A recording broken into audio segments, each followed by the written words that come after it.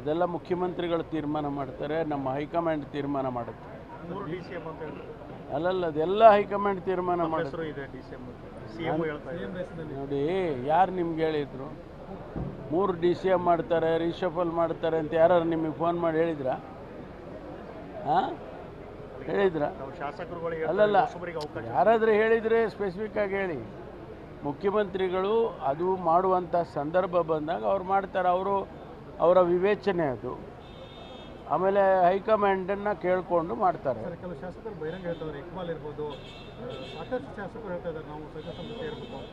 ಎಲ್ಲರಿಗೂ ಆಸೆ 136 ಜನಕ್ಕೂ ಮಂತ್ರಿ ಆಗಬೇಕು ಅಂತ. ಕೇಳಿ ಯಾರನ್ನಾರ ಬೇಡ ಅಂತಾರೇನೋ? 136 ಜನಕ್ಕೂ ಆಸೆ ಇರುತ್ತೆ. ತಮಗೂ CM ಆಗೋ ಆಸೆ ಇದೆ. ಯಾರಿಗೆ? ಯಾಕಾಗಬಾರ್ದು? ಯಾಕಾಗಬಾರ್ದು? ಇದೇ ಅವಧಿಗೆ ಆಗಬೇಕು. Thank you.